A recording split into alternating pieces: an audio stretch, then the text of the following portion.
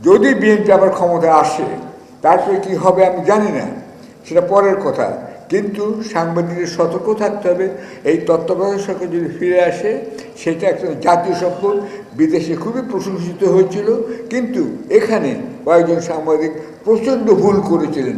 ব্যক্তিগতভাবে তারা আমার কাছে স্বীকার করেছিলেন তারা ভুল করেছিলেন। এই ভুল যেন আর না হয়।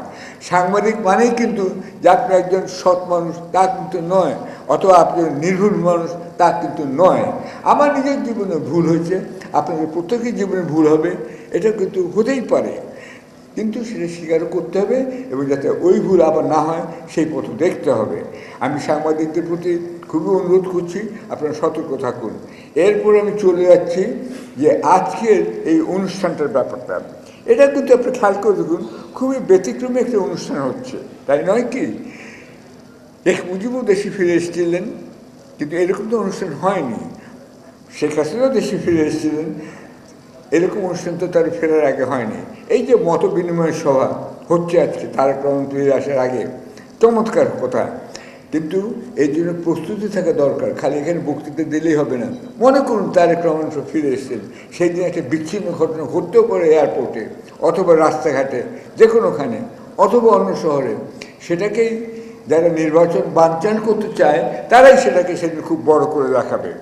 এইটা থেকে আমি বিএনপি যে আয়োজক এটা, তার থেকে সতর্ক থাকতে হবে যে তারেক রহমান যেদিন ফিরে আসেন এবং তার পরবর্তী কয়েকদিন যেন কোনো বিচ্ছিন্ন কোট ঘটনা যেন না ঘটে, এটা খুবই জরুরি। কেননা তারেক রহমান এবং বিএনপি 8 পাস না বিএ পাস এমএ পাস আমার কাছে কিছুই আসে যায় না। আমি নিজে একজন চার্টার্ড অ্যাকাউন্ট্যান্ট এবং সগর্বে বলতে চাই যে আমি বড় বড় কোম্পানিতে কাজ করছি, প্যানামে কাজ করছি, ইন্টারকন্টিনেন্টালে কাজ করেছি, কিন্তু আমি সেটা বলি না। কিন্তু আজকে বলছি এই জন্য, পাস করা কে কী করলো না করলো ইম্পর্টেন্ট না। আমার মতো অনেক চার্টার্ড অ্যাকাউন্ট্যান্ট আছে, আমি হাতের 5টা আঙুল দেখি বলি সব চার্টার্ড অ্যাকাউন্ট্যান্ট এক নয়, আমি এক নই, তোমরা তোমার মতো কাজ করো। আমি সাংবাদিক হবার জন্য চার্টার্ড অ্যাকাউন্ট্যান্ট হয়েছিলাম এবং হোটেল চাকরি ছেড়ে সাংবাদিকতা করছি, এবং তার জন্য আমাকে বহু দণ্ড দিতে হয়েছে। আমার এক কানে শুনি না, এক কানে দেখি না, এক চোখে দেখি না। এটা যখন আমি সলিটারি কনফাইনমেন্টে ছিলাম তখন আমার সেই অভিজ্ঞতা হয়েছে। যাই হোক, এখন আমি বলতে চাই এই যে দেশে ফেরার জন্য যে আয়োজনটা করা হয়েছে এবং ব্যতিক্রমী সভা করা হচ্ছে, এটা কিন্তু চলমান থাকে। এই চলমান থাকতে গেলে আবার আমি আরেকটা কথা বলবো সালাউদ্দিন সাহেবকে বিশেষ করে, কারণ তিনি হয়তো অনেক উপদেশ দেবেন, ম্যাডামের সঙ্গে কাজ করছেন তিনি, যে এই সাংবাদিকের সঙ্গে মত বিনিময়ের ক্ষেত্রে একটা চলমান প্রক্রিয়া, তবে এরকম সভা করে নয়। প্রতিটা সম্পাদকের সঙ্গে একদিন প্রত্যেক দিন কিন্তু আমি বিএনপি নেতাদের মিটিং করা উচিত। আজকে প্রথম আলো, কালকে ডেইলি স্টার, পরশু সমকাল, এদেরকে ডেকে এনে বলা উচিত, ভাই আপনার কি মতো, একসঙ্গে হলে হবে না, কেউ কারো কথা বলবে না, কেউ কাউকে বিশ্বাস করে না। সরকারও ভুল করতে পারে, সাংবাদিকও ভুল করতে পারে, কিন্তু তার চেয়ে বড় কথা হচ্ছে এই ভুলটা স্বীকার করার সৎসাহস থাকতে হবে।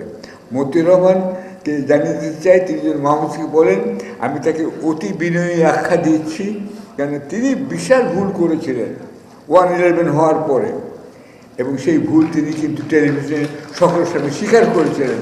Thank you mister Mahfuz Anam. এই দৃশ্যটা মনে রাখতে হবে। আজকে যদি 1/11 না হতো, তারপর কয়েকটা আপনার তত্ত্বাবধায়ক সরকার হয়ে যেত। এখানে কেউ কেউ আছেন সাংবাদিক, তারা কিন্তু তত্ত্বাবধায়ক সরকারের বিরোধিতা করেছিলেন, যার ফলে আপনারা জানেন যে 1/11 হতে পারল। এটাও কিন্তু সাংবাদিকরা বিশাল ভুল করেছিলেন। তা যদি না হতো তাহলে হয়তো 2008 সালের নির্বাচনে বা 7 সালের নির্বাচনে বিএনপি জিতত অথবা আওয়ামী লীগ জিতত। কিন্তু যা খালেদা জিয়ার যে অবদান, এটা আপনাদের অনেক কিছু মনে রাখতে হবে। তার অবদান কিন্তু হচ্ছে যে এই যে তত্ত্বাবধায়ক সরকার করে দিয়েছিলেন, সেই ধারা যদি অব্যাহত থাকতো তাহলে কত ভালো হতো। আপনারা চিন্তা করুন, খালেদা জিয়া তত্ত্বাবধায়ক সরকার করে হেরে যাওয়ার পরে তিনি সূক্ষ্ম কারচুপি, স্থূল কারচুপি এসবের কথা না বলে তিনি নীরবে বিদায় নিয়ে চলে গেলেন। আওয়ামী লীগ ক্ষমতা এলো 96-এ। তারপরে আবার দেখুন 2001 সালে অত্যন্ত অপ্রত্যাশিতভাবে আওয়ামী লীগের বিএনপি আবার ক্ষমতায় ফিরে আসবে।